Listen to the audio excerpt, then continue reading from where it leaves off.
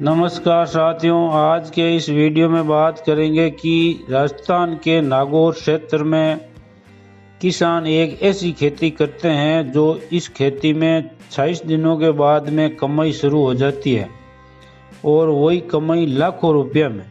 यानी कि आज हम बात करेंगे नागौर केसुरी मेथी की खेती की। इसे नागौर पान मेथी भी कहते हैं और कहीं पर बोलचाल की भाषा में पान मेथी भी कहते हैं, क्योंकि इसे पान को काटकर सुखाकर मंडी में लजाकर बेचा जाता है, तो पान मेथी भी कहते हैं। तो साथियों, आज के इस वीडियो में नागौर पान मेथी की संपूर्ण जानकारी के बारे में बात करेंगे। साथियों, ये वीडियो किसान के खुद के खेत का है जो आप देख रहे हो। साथियों, शुरू में खेत खाली होने के बाद में मिट्टी पलटने वाले हल यानी तवी या तवियां निकालने के बाद में हल हमार या रोटावेटर चलाकर खेत को समतल करें। खेत को समतल करने के बाद में इसमें प्रति बीघा में गोबर खाद डालनी है, जो 1 बीघा में 1 ट्रॉली गोबर खाद डालें। साथियों, खाद को अच्छी तरह से बिखेरने के बाद में एक बार फिर हल हमार चलाना है। अब पान मेथी के बीज की छंटाई से पहले आप 2.5 बीघा में 1 कट्टा DAP का छिड़कना है और हल हमार चलाकर खेत को एकदम समतल करना है। एकदम समतल को क्यों बोल रहा हूँ, क्योंकि पान मेथी की कटाई की मशीन जो चलाई जाती है वो ये आप वीडियो में देख रहे हो। ये मशीन एकदम समतल जमीन पर ही सही पान की कटिंग करती है और सही कटिंग करने से ही सही पान मेथी बनती है। तो सही पान मेथी बनने से इनके भाव वाजिब मिलते हैं। अब आपको खेत समतल करने के बाद में हाथ से बीज की छंटाई करनी है, तो बात आती है कि इसमें बीज कितना डालें।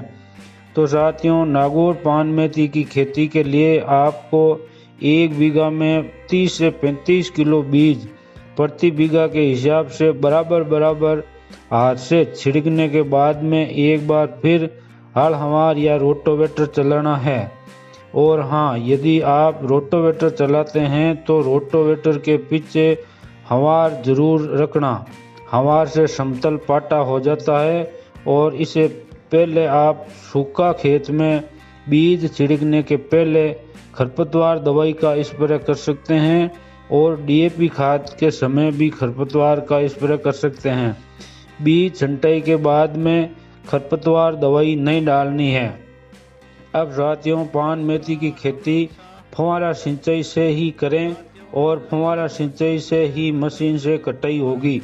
अब बात आती है कि बीज छंटाई के बाद में फव्वारा की सिंचाई कितनी समय यानी एक जगह फव्वारा की लाइन कितना घंटा चलानी है। तो साथियों, खेत की सीमा के पहली फव्वारा लाइन को आप देख रहे हो। ये लाइन 3 घंटा चलानी है और इस लाइन को 4 से 6 घंटा के बाद में पलटनी है यानी चेंज करनी है, या फिर सिंचाई के लिए आप पहले से ही 2 लाइना बिछाकर सिंचाई कर लें, क्योंकि गीली मिट्टी में लाइन चेंज करोगे तो आपके पैर जमीन में धंस जाएंगे और खेत में खड्डा सा हो जाएगा। पान मेथी साथियों 3-4 दिनों में उगनी शुरू हो जाती है और उस समय हल्का सा पड़का या ना दूसरा फव्वारा सिंचाई करनी है। जो दूसरी सिंचाई आपको 30 से 40 मिनट फव्वारा चलाना है। साथियों, दूसरी सिंचाई खेत में आप ऐसी दिखाई देने लग जाएगी ये पान मेथी जो आप देख रहे हो। इसके बाद में 10 दिनों की होने के बाद में सफ़ेद मच्छर के लिए एक माणिक नाम की दवाई का स्प्रे निकालें यदि आपके खेत में हरा या सफ़ेद मच्छर है तो, अन्यथा नहीं करें। और जब ये पान मेथी ऐसी दिखने लगे तब यानी 25-30 दिनों की हो जाएगी, इस समय इसका पहला कटाई का समय हो जाएगा, यानी इसकी पहला तोड़ा जाएगा यानी पहली कटिंग की जाएगी और किसान का कमाई शुरू हो जाएगी। जो आप ये मशीन देख रहे हो, ऐसी मशीन से ये कटाई करके फिर इसको एक जाली पर सुखाई जाती है जो आप ये देख रहे हो।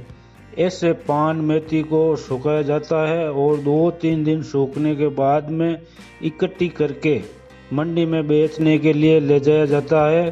तो बात आती है कि पान मेथी का यानी सूखी हुई पान मेथी का भाव क्या रहता है।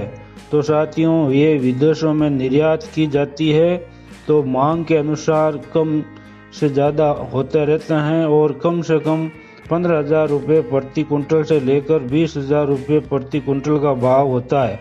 तो आप सोच रहे हैं कि ये सूखने के बाद में कितना वजन होता होगा।